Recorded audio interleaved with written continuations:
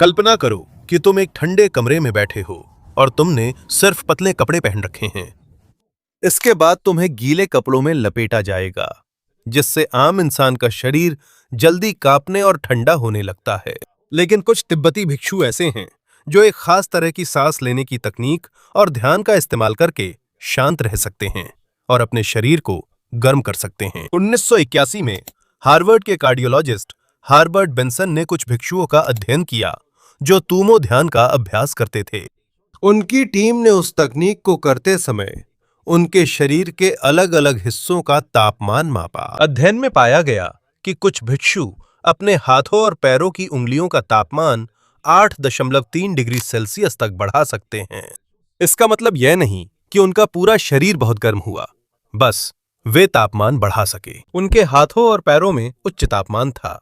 ये शरीर के वे हिस्से हैं जो आमतौर पर ठंडे मौसम में सबसे पहले ठंडे हो जाते हैं। हार्वर्ड गजेट द्वारा रिपोर्ट की गई एक अन्य डेमोन्स्ट्रेशन में कुछ भिक्षुओं को ठंडे और गीले कपड़े में लपेटा गया था जब वे ध्यान कर रहे थे। जैसे जैसे वे अपनी साधना जारी रखते हैं, कपड़ा धीरे धीरे सूख जाता है क्योंकि उनके शरीर से निकलने वाली गर्मी के कारण। लेकिन वे यह कैसे कर पाते हैं? इस तकनीक को तूमो कहा जाता है। यह तिब्बती बौद्ध धर्म में एक उन्नत ध्यान अभ्यास है। इसे अक्सर आंतरिक अग्नि कहा जाता है क्योंकि साधना करने वाले को ऐसा महसूस होता है कि पेट के पास से एक गर्मी शुरू होती है और पूरे शरीर में फैल जाती है। इसमें दो महत्वपूर्ण चीजें शामिल होती हैं। पहली है जोरदार और नियंत्रित सांस लेना। साधक गहरी सांस लेता है, थोड़ी देर के लिए सांस रोकता है और मांसपेशियों और पेट को कसता है। इसे वासे ब्रीदिंग कहते हैं क्योंकि इसमें बर्तन भरने की तरह शरीर में हवा रोकी जाती है। दूसरा है मानसिक कल्पना। सांस लेते समय साधक सोचता है कि नाभि के नीचे की ओर एक छोटी सी आग जल रही है। उनकी परंपरा में वे सोचते हैं कि आग धीरे धीरे बड़ी होती जाती है और उसकी गर्मी पूरे शरीर में फैल जाती है। यह सुनने में रहस्यमय लग सकता है, लेकिन शरीर में कुछ असली बदलाव मापे गए हैं। 2013 में शोधकर्ता मारिया कोजेमनिकोव और उनकी टीम ने भी एक अध्ययन किया। उन्होंने पूर्वी तिब्बत के अनुभवी तूमो अभ्यासियों का अध्ययन कर उनकी तुलना ऐसे लोगों से की जो इस ध्यान में निपुण नहीं थे। कुछ अनुभवी अभ्यासियों में उनके शरीर का आंतरिक तापमान 38.3 डिग्री सेल्सियस तक पहुंच गया। यह हल्के बुखार के बराबर है, लेकिन यह किसी बीमारी या तीव्र शारीरिक व्यायाम के कारण नहीं है। अध्ययन में पाया गया कि इस तकनीक के दो भाग हैं: तेज सांस लेना जो शरीर की गर्मी बढ़ाता है और कल्पना और एकाग्रता शरीर की गर्मी बनाए रखने में मदद करती हैं। जब प्रतिभागियों ने यह सांस लेने की तकनीक आजमाई तो उनके शरीर का तापमान थोड़ा बढ़ा, लेकिन वे इसे उतना नहीं बढ़ा सके और ना ही बनाए रख सके जैसा कि वे लोग कर पाते हैं जो कई सालों से इसका अभ्यास कर रहे हैं। यह बताता है कि यहां सिर्फ कल्पना ही नहीं हो रही है, सांस की मांसपेशियां जोर से काम करती हैं, दिल की धड़कन बदलती है और शरीर में गर्मी बढ़ती है। इसके साथ ही अभ्यास करने वाला व्यक्ति ध्यान और कल्पना का उपयोग करता है ताकि वह ठंड पर अपनी प्रतिक्रिया को नियंत्रित कर सके। विज्ञान अभी तक पूरी तरह से ये नहीं समझ पाया है कि तुमो में सब कुछ कैसे होता है। इन अध्ययनों में शामिल लोगों की संख्या भी बहुत कम है, लेकिन एक बात साफ है, लंबे समय तक प्रशिक्षण, नियंत्रित सांस लेने और गहरी एकाग्रता के माध्यम से कुछ तुमो अभ्यासकर्ता अपने शरीर के तापमान को इस तरह बदल सकते हैं जैसा कि एक सामान्य व्यक्ति के लिए करना मुश्किल है। फिर भी तुमो का एक हिस्सा ऐसा है जिसे विज्ञान अब तक पूरी तरह नहीं समझ पाया, यानी आग की कल्पना करने का प्रभाव। 2013 में हुई एक अध्ययन में पाया गया कि जोरदार और नियंत्रित सांस लेना ही मुख्य कारण है जिससे शरीर गर्म होता है। यह भी हो सकता है कि आग के बारे में सोचने से गर्मी बनाए रखने में मदद मिलती हो। दिमाग ये कैसे करता है ये अभी पता नहीं चला है। शायद तीव्र एकाग्रता से इंसान सांसों को बेहतर नियंत्रित करता है, कोशिकाएं और शरीर की गर्मी बनाना, लेकिन विज्ञान की व्याख्या अब तक पूरी नहीं हुई है। इस अनोखी क्षमता से चलिए अब हम एक और तिब्बती परंपरा की ओर बढ़ते हैं जिसका संबंध मृत्यु से है। इसे स्काई बरियल या जातोर कहा जाता है। कई विदेशियों के लिए यह रिवाज डरावना या चौंकाने वाला लग सकता है। कुछ तिब्बती बौद्धों के लिए यह सम्मानित और सामान्य दफनाने का तरीका है। किसी के मरने पर परिवार और धार्मिक नेता पहले प्रार्थना करते हैं। इसके बाद शरीर को पहाड़ों में एक निर्धारित स्थान पर ले जाया जाता है जो बस्तियों से दूर होता है। वहां शरीर को गिद्धों द्वारा खाने के लिए तैयार किया जाता है। ऐसे लोग होते हैं जो इसमें प्रशिक्षित और विशेष रूप से माहिर होते हैं। उन्हें रोग्यापा कहा जाता है। वे शरीर को इस तरह काटते हैं कि पक्षियों के लिए उसे खाना आसान हो जाए। जो उनकी संस्कृति से अनजान हैं, उनके लिए इसे समझना कठिन है। उनके अनुसार मृत्यु के बाद शरीर असली पहचान नहीं रहता, जीवन जा चुका होता है। इसलिए शरीर को अब दूसरे जीवों के भोजन के रूप में दिया जा सकता है। वे इसे अंतिम सत्कर्म मानते हैं। इंसान के मरने के बाद भी उसकी देह से दूसरों को लाभ मिल सकता है। यह बौद्ध धर्म की आस्था से जुड़ा है कि कुछ भी स्थायी नहीं है। शरीर बूढ़ा होता है, नष्ट होता है और अंत में गायब भी हो जाता है। इसलिए उनके लिए इंसान को अपने भौतिक शरीर से ज्यादा जुड़ाव नहीं रखना चाहिए। स्काई बरियल्स आम होने के पीछे एक व्यावहारिक कारण भी है। तिब्बत के कुछ हिस्सों में तिब्बती पठार बहुत ऊंचा, पथरीला और बेहद ठंडा है। कई जगह जमीन बहुत सख्त या जमी होने से खोदना मुश्किल है और पेड़ कम होने से दाह संस्कार के लिए लकड़ी की कमी रहती है। इसी कारण शरीर गिद्धों को अर्पित करना व्यावहारिक हो गया। लेकिन इसका मतलब ये नहीं कि तिब्बत में यही एकमात्र अंत्येष्टि का तरीका है। दाह संस्कार, दफन और अन्य रस्में स्थान, परिवार व धार्मिक परंपरा पर निर्भर करती हैं। कुछ कहानियां ये भी बताती हैं कि अगर गिद्ध जल्दी से शरीर को खा लें तो ये अच्छा संकेत माना जाता है। लेकिन ये विश्वास हर जगह समान नहीं है। कुछ रिपोर्टों में बताया गया है कि कुछ रोग्यापा काम के दौरान आपस में बात या मजाक भी करते हैं। किसी विदेशी के लिए यह असम्मान जैसा लग सकता है, लेकिन उनके लिए यह सिर्फ एक ऐसे काम का हिस्सा है जिसे वे लंबे समय से कर रहे हैं। इसका मतलब ये नहीं कि वे मृत व्यक्ति का सम्मान नहीं करते, बस उनका शरीर और मृत्यु देखने का तरीका अलग है। यहीं पर तिब्बती मृत्यु के बारे में एक और महत्वपूर्ण शिक्षा आती है और ये है बार्डो टोडोल। पश्चिमी देशों में इसे the Tibetan book of the dead कहा जाता है, लेकिन ये सिर्फ मृतकों पर साधारण किताब नहीं है। बार्डो टोडोल को आमतौर पर मध्यवर्ती अवस्था में सुनने के माध्यम से मुक्ति के रूप में अनुवादित किया जाता है। बार्डो उस अवस्था को दर्शाता है जो मृत्यु और अगला पुनर्जन्म के बीच होती है। कुछ तिब्बती बौद्ध परंपराओं में माना जाता है कि ये अवस्था 49 दिनों तक चल सकती है।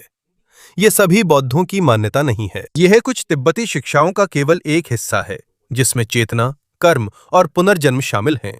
बार्डो टोडोल मृत या मरने वाले व्यक्ति को जोर से पढ़ा जाता है। इसका उद्देश्य चेतना का मार्गदर्शन करना है ताकि वह मृत्यु के बाद अनुभव होने वाली बातों से भ्रमित या डरे नहीं। पाठ के अनुसार चेतना तीव्र प्रकाश, विभिन्न प्रकार के प्राणी और डरावनी छवियां देख सकती है, लेकिन ऐसा नहीं कहा गया है कि ये सब बाहर से आने वाले असली राक्षस हैं। इसके बजाय इन्हें अपने ही मन के रूप, अनुभवों की यादें और वे चीजें बताया गया है जिन्हें इंसान छोड़ नहीं पाता। इसलिए चेतना को बार बार याद दिलाया जाता है कि उसे डरना नहीं चाहिए। पाठ का संदेश सरल है, यह पहचानना कि जो कुछ भी देखा जाता है वह अपने ही मन से आता है। Isip ayon sa paniniwala. जब चेतना स्पष्ट प्रकाश को पहचानती है और उससे नहीं भागती, तो वह मृत्यु और पुनर्जन्म के बार बार के चक्र से मुक्ति प्राप्त कर सकती है।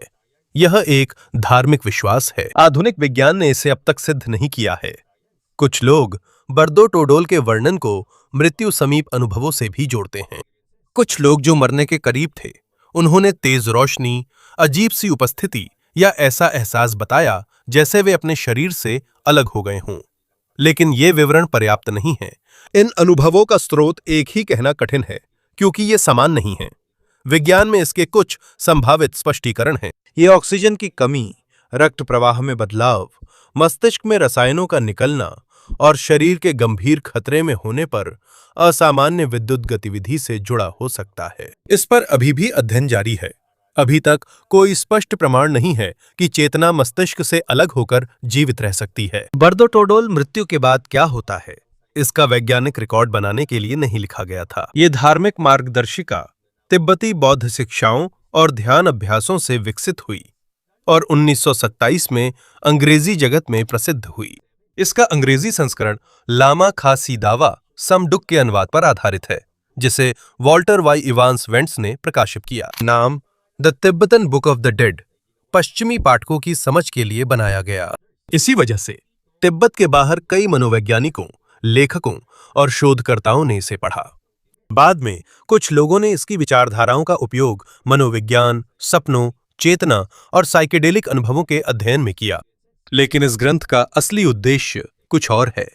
तिब्बती साधकों के लिए ये लोगों को परलोक के बारे में डराने के लिए कोई कहानी नहीं है। यह एक मार्गदर्शिका है ताकि मृत्यु का सामना बिना डर के किया जा सके, और यह सिखाती है कि शरीर, नाम, यादें और वे सारी चीजें जिन्हें इंसान अपना मानता था, उन्हें कैसे छोड़ना है। समय के साथ कुछ पश्चिमी लेखकों ने बार्डो टोडोल का इस्तेमाल अलग तरीके से किया। मृत्यु की मार्गदर्शिका के बजाय उन्होंने इसे मनोविज्ञान और चेतना में बदलाव के अध्ययन का आधार बनाया। लेकिन यह उस ग्रंथ का मूल उपयोग नहीं है। तिब्बती बौद्धों के लिए इसे किसी व्यक्ति को मृत्यु का सामना करते समय और उनकी मान्यता के अनुसार चेतना की अगली अवस्था में मार्गदर्शन देने के लिए बनाया गया था। इसके अलावा तिब्बत में एक और विश्वास है जिसे साबित करना और भी कठिन है। इसे रेनबो बॉडी कहा जाता है। यह जोगचन का हिस्सा है, जो तिब्बती बौद्ध धर्म की एक उन्नत शिक्षा है। विश्वास के अनुसार जब कोई कुशल साधक आध्यात्मिक समझ का सर्वोच्च स्तर प्राप्त कर लेता है, तो उसकी मृत्यु के बाद उसके शरीर में कुछ असामान्य हो सकता है। कहा जाता है कि कुछ दिनों में शरीर सिकुड़ जाता है और केवल बाल और नाखून ही शेष रह जाते हैं। कुछ कथाओं के अनुसार ये पूरी तरह गायब होकर प्रकाश बन जाता है। इंद्रधनुषी शरीर से जुड़ी भी कई कहानियां हैं। शरीर के पास एक अनोखी रोशनी, ध्वनि और सुगंधित खुशबू प्रकट होती है, लेकिन यह स्पष्ट होना जरूरी है। अब तक किसी इंद्रधनुषी शरीर का मामला स्वतंत्र वैज्ञानिक जांच से साबित नहीं हुआ है। अधिकांश कहानियां धार्मिक ग्रंथों, साधकों, छात्रों और गवाहों से आती हैं।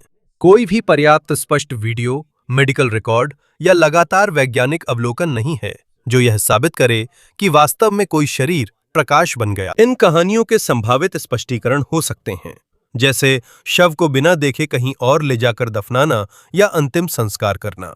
अगरबत्ती से भी खुशबूदार गंध आती है, जो आमतौर पर अनुष्ठानों में उपयोग होती है। वहीं अजीब रोशनी या इंद्रधनुष सूरज की किरणों, बादलों, बारिश या आसपास की परिस्थितियों के कारण हो सकता है। यह भी हो सकता है कि गवाहों की यादें अलग अलग हों, खासकर अगर वे से मानते हों कि कोई चमत्कार होने वाला है। लेकिन ये सिर्फ संभावित व्याख्याएं हैं। हम ये भी साबित नहीं कर सकते कि हर कहानी में यही हुआ है, इसलिए इसे सही तरह से बताने का तरीका सरल है। जोगचन परंपरा में रेनबो बॉडी एक महत्वपूर्ण विश्वास है, लेकिन इसे विज्ञान ने अभी तक साबित नहीं किया है। भले ही कोई वैज्ञानिक प्रमाण नहीं है, फिर भी ये उनके विश्वास में एक बड़ी भूमिका निभाता है। प्रैक्टिशनर्स के लिए यह विश्वास दिखाता है कि जब कोई व्यक्ति सर्वोच्च आध्यात्मिक समझ प्राप्त कर लेता है, तो वह अपने भौतिक शरीर के प्रति अपना लगाव पूरी तरह छोड़ सकता है। तिब्बती शिक्षाओं को संरक्षित और बढ़ाने का एक और अनोखा तरीका भी है। इसे थेरमा कहा जाता है, जिसका अर्थ है छिपा हुआ आध्यात्मिक खजाना। इसका गहरा संबंध पद्मसंभव से है, जो एक भारतीय बौद्ध गुरु थे और 8वीं सदी में तिब्बत में बौद्ध धर्म के प्रसार में बहुत महत्वपूर्ण व्यक्ति बने। तिब्बती परंपरा में ऐसा माना जाता है कि उन्होंने कुछ शिक्षाएं छुपा दी थीं, क्योंकि उस समय के लोग उन्हें समझने के लिए तैयार नहीं थे। कहा जाता है कि कुछ चीजें गुफाओं, चट्टानों, मंदिरों आदि में छुपाई गई थीं। एक और चीज है जिसे माइंड थेरमा कहा जाता है, जिसमें किसी साधक के मन में विजन या ध्यान के माध्यम से वह शिक्षा प्रकट होती है। ऐसे लोग जो ऐसी शिक्षा पाते हैं, उन्हें थर्टन या खजाना प्रकट करने वाला कहते हैं। थेरमा परंपरा तिब्बती बौद्ध धर्म के निंगमा संप्रदाय में सबसे मजबूत है। वे इसे केवल साधारण छिपे हुए दस्तावेज नहीं मानते। उनके अनुसार ये शिक्षा छुपाई गई थी ताकि जरूरत पड़ने पर सामने आए, लेकिन इसे बाहरी रूप से साबित करना कठिन है। जब कोई कहता है कि उसे किसी दर्शन में प्राचीन शिक्षा मिली है, तो कोई सरल वैज्ञानिक परीक्षण नहीं है जो उसके दावे की सच्चाई बताए। इसका दुरुपयोग भी हो सकता है। कोई भी व्यक्ति अपना ग्रंथ बना सकता है और उसे प्राचीन छुपी शिक्षा बता सकता है। इसीलिए थर्टन होने का दावा करने वाले हर व्यक्ति को तुरंत नहीं माना जाता। धार्मिक समुदाय उनके व्यक्तित्व, प्रशिक्षण, शिक्षण और यह भी जांचता है कि क्या उनका संदेश उनकी परंपरा से मेल खाता है। तिब्बती बौद्ध धर्म में थेरमा बेहद महत्वपूर्ण है। ये बिना पूरे धर्म को बदले नए व्याख्याओं के प्रकट होने का एक तरीका प्रदान करता है। ये एक पुराने संदेश की तरह है जिसे सही समय पर खोला जाता है। इस तरह परंपरा जवाब दे सकती है। ये अपने स्रोत से जुड़े रहते हुए नए समस्याओं का सामना कर सकती है। छिपी हुई शिक्षाओं से अब हम एक ऐसी जगह की ओर चलते हैं जिसे बहुत से लोगों ने खोजा, भले ही वो केवल एक उपन्यास में बनाई गई थी। ये है शांग्रीला। इसे अक्सर हिमालय में एक शांत और छिपी हुई घाटी के रूप में वर्णित किया जाता है। कहा जाता है कि यह लोग दुनिया की उथल-पुथल, बीमारियों और परेशानियों से दूर लंबा जीवन जीते हैं। लेकिन शांग्रीला नाम किसी प्राचीन तिब्बती मिथक से नहीं आया है। यह नाम ब्रिटिश लेखक जेम्स हिल्टन ने अपनी 1933 में प्रकाशित उपन्यास लॉस्ट होराइजन के लिए बनाया था। कहानी में शांग्रीला एक गुप्त और शांत जगह है जो पहाड़ों के बीच छुपी हुई है। इसका मतलब कोई ठोस सबूत नहीं है कि तिब्बत में पहले से शांग्रीला नाम की कोई असली जगह थी। हालांकि हिल्टन ने कल्पना बिना आधार के नहीं की। तिब्बती मान्यता में बयुल यानी छुपी घाटियों पर विश्वास है। परंपरा के अनुसार ये सुरक्षित और पवित्र स्थान हैं जिन्हें केवल वे लोग पा सकते हैं जो आध्यात्मिक रूप से तैयार हैं। संभव है कि ऐसी कहानियों ने भी प्रभाव डाला हो। तिब्बत के बारे में पुराने यात्रा वृत्तांत भी काल्पनिक शांग्रीला की कल्पना के निर्माण में शामिल थे। क्योंकि ये उपन्यास प्रसिद्ध हुआ, बाद में कई स्थानों की तुलना शांग्रीला से की गई। कई यात्री और खोजकर्ता भी उस कहानी जैसी घाटी की तलाश में निकले। लेकिन सिर्फ इसलिए कि हिमालय में कोई सुंदर छुपी हुई घाटी है, वह असली शांग्रीला नहीं हो जाती। जेम्स हिल्टन का शांग्रीला काल्पनिक है। बायुल तिब्बती धार्मिक परंपरा का अंग है। छुपे स्वर्ग का विचार आपस में जुड़ा है, पर यह बिल्कुल एक जैसा नहीं है। 1938 से 1939 के बीच अर्नस्ट शेफर के नेतृत्व में एक जर्मन अभियान भी तिब्बत गया था। समूह के सदस्य एसएस के थे और नाजी व्यवस्था ने उनकी यात्रा का समर्थन किया था। उन्होंने भौगोलिक, प्राणीशास्त्रीय, सांस्कृतिक और मानवशास्त्रीय शोध किए। कुछ लोकप्रिय कहानियां हैं जो दिखाती हैं कि उनका मुख्य उद्देश्य शांग्रीला या एक रहस्यमय आर्य सभ्यता की खोज करना था। लेकिन असली इतिहास इससे कहीं ज्यादा जटिल है। उस अभियान में विज्ञान, प्रचार, नस्ली विचारधारा और व्यक्तिगत रुचि सब कुछ मिला हुआ था। यह कहना गलत होगा कि वे केवल जेम्स हिल्टन के उपन्यास के कारण वहां गए थे। इससे पता चलता है कि कहानी फैलने पर कैसे बदलती है। शांग्रीला एक काल्पनिक स्थान के रूप में शुरू हुआ था। उस समय पश्चिमी पाठकों को तिब्बत की जानकारी कम थी, इसलिए इसे धीरे धीरे असली तिब्बती इतिहास मान लिया गया। और आज भी शांग्रीला नाम का इस्तेमाल एक दूर, शांत और लगभग परिपूर्ण जगह का वर्णन करने के लिए किया जाता है। ये इसलिए नहीं कि इसका अस्तित्व साबित हो गया है, बल्कि इसलिए कि इसके द्वारा प्रस्तुत विचार बहुत शक्तिशाली है। एक ऐसी जगह जो दुनिया की हलचल से सुरक्षित है, भले ही वो सिर्फ कहानियों में हो। शांग्रीला नाम का आकर्षण इतना ज्यादा है कि एक असली जगह ने भी इसे पर्यटकों को आकर्षित करने के लिए अपना लिया। 2001 में चीनी सरकार ने युन्नान के झोंगजियान काउंटी का नाम बदलकर शांग्रीला कर दिया। ये साबित नहीं होता कि उपन्यास में बताई जगह मिल गई है। इस नाम का इस्तेमाल सिर्फ इसे सुंदर पहाड़ी स्थल दिखाने के लिए हुआ था। लेकिन शांग्रीला शब्द के अस्तित्व में आने से पहले ही तिब्बती मान्यता में छुपी हुई घाटियों के बारे में विश्वास था, जिन्हें बियूल कहा जाता है। बियूल कोई गुप्त स्थान भर नहीं, बल्कि परंपरा अनुसार ये पवित्र घाटियां हैं जिन्हें अशांति के समय शरण स्थल बनाया गया था। माना जाता है कि सिर्फ रास्ता जानना काफी नहीं, वह जाने वाले का मन और आस्था भी तैयार होनी चाहिए।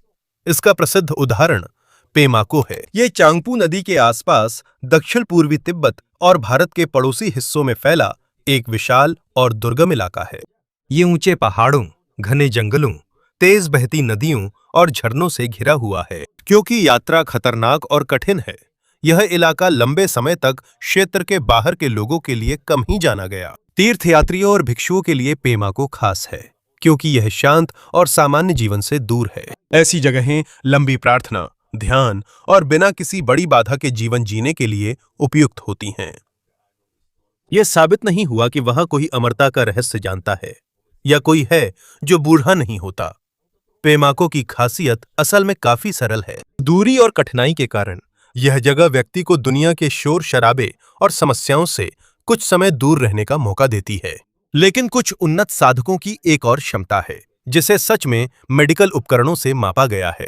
शरीर की गर्मी बढ़ाने के अलावा हार्वर्ड बेंसन के अध्ययन में यह भी देखा गया कि गहरी ध्यान अवस्था में शरीर की ऑक्सीजन की खपत काफी कम हो सकती है। उन्नत बौद्ध साधकों पर किए गए एक छोटे से अध्ययन में एक प्रतिभागी ने अपनी सामान्य विश्राम अवस्था की तुलना में 64% तक मेटाबॉलिज्म में गिरावट दर्ज की। मेटाबॉलिज्म वह ऊर्जा मात्रा है जो शरीर के काम करते रहने में इस्तेमाल होती है। इसके धीमे होने पर शरीर को कम ऑक्सीजन और ऊर्जा चाहिए होती है। सांस लेने की गति और शरीर की अन्य गतिविधियां भी धीमी हो जाती हैं। हालांकि नींद में ये सिर्फ थोड़ा ही धीमा होता है, इसीलिए प्रतिभागी में दर्ज 64 की गिरावट उल्लेखनीय है। लेकिन यह याद रखना जरूरी है कि अध्ययन छोटा था और केवल कुछ ही अनुभवी मेडिटेटर की जांच की गई थी। इसका मतलब ये नहीं है कि हर भिक्षु या हर ध्यान करने वाला इसे कर सकता है। इसे हाइबरनेशन या मृत जैसा होना भी नहीं कहा जाना चाहिए। ध्यान करने वाला सजग और नियंत्रण में रहता है और सेशन के बाद शरीर सामान्य हो जाता है। साफ तौर पर बस इतना ही कहा जा सकता है कि कुछ अत्यधिक प्रशिक्षित साधक अपनी सांस और ऑक्सीजन के उपयोग को साधारण ध्यान से कहीं अधिक धीमा कर सकते हैं। 1985 में बेंसन की टीम ने कुछ भिक्षुओं को भी रिकॉर्ड किया जिन्होंने हिमालय की ऊंचाई पर ठंडी रात बिताई। हार्वर्ड रिपोर्ट के अनुसार वे लगभग 15,000 फीट की ऊंचाई पर थे और वहां का तापमान लगभग 0 डिग्री फ़ारेनहाइट या करीब -18 डिग्री सेल्सियस तक गिर गया था। वे केवल पतली शॉल पहने हुए थे। वे पत्थरों पर सोए और एक दूसरे से गर्मी लेने के लिए पास पास नहीं लेटे। वीडियो में तेज कांपना साफ नहीं दिखता, जो काबिले तारीफ है, लेकिन इसका मतलब ये नहीं कि ठंड लगना रुक गया है। उनका शरीर अभ्यस्त है, ट्रेनिंग लंबी रही है और सांस लेने की तकनीक, एकाग्रता, मुद्रा व ठंडी जगहों का अनुभव भी मदद करता है। ये बिना ट्रेनिंग और मेडिकल निगरानी के करना भी सुरक्षित नहीं है। अत्यधिक ठंड हाइपोथर्मिया, बेहोशी और मृत्यु का कारण बन सकती है। बेंसन ने देखा कि मेडिटेशन तनाव, चिंता, ब्लड प्रेशर, दर्द और शरीर की तनाव प्रतिक्रिया से जुड़ी दूसरी स्थितियों के अध्ययन में मदद कर सकता है। लेकिन मेडिटेशन दवा, डॉक्टर या सर्जरी का विकल्प नहीं है। यह शरीर और मन की मदद का एक अतिरिक्त तरीका हो सकता है जो व्यक्ति की स्थिति पर निर्भर है। कुछ आधुनिक सांस लेने की विधियां हैं, जैसे कि विम हॉफ द्वारा लोकप्रिय की गई तकनीक, जिसमें नियंत्रित सांस लेने और ठंडे तापमान के संपर्क का उपयोग किया जाता है। लेकिन ये तूमो जैसा ही है। इनकी ट्रेनिंग, उद्देश्य, आध्यात्मिक पृष्ठभूमि और अभ्यास के तरीके अलग है। कुछ मिनटों का सांस लेने का अभ्यास कई सालों की शिक्षा और मठ में रोजाना अभ्यास के बराबर नहीं होती। तिब्बती बौद्ध धर्म और आधुनिक विज्ञान का संबंध महत्वपूर्ण है। दलाई लामा और माइंड एंड लाइफ इंस्टीट्यूट जैसी संस्थाओं की मदद से बौद्ध साधकों और वैज्ञानिकों के बीच दिमाग, ध्यान, भावना और चेतना के बारे में बातचीत हुई है। इन अध्ययनों का उद्देश्य ये साबित करना नहीं है कि सभी बौद्ध विश्वास सही हैं। उद्देश्य जानना है कि कौन सी प्रथाएं शरीर पर असर डालती हैं और क्या यह दूसरों की मदद कर सकती हैं। दलाई लामा ने कहा है कि जब विज्ञान किसी बौद्ध विश्वास को गलत साबित कर दे तो उसे बदलना चाहिए। यह दिखाता है कि विज्ञान और आध्यात्मिक परंपरा को एक दूसरे के खिलाफ नहीं होना चाहिए, लेकिन सीमाएं स्पष्ट रहनी चाहिए। कुछ चीजें मापी जा सकती हैं, जैसे तापमान में बदलाव, सांस लेना और ऑक्सीजन की खपत। कुछ चीजें सिर्फ धार्मिक विश्वास का हिस्सा होती हैं, जैसे रेनबो बॉडी और मृत्यु के बाद के अनुभव। जब दोनों को ऐसे मिलाया जाता है जैसे सिद्ध हो चुके हैं, तो कहानी गलत और उलझन भरी हो जाती है।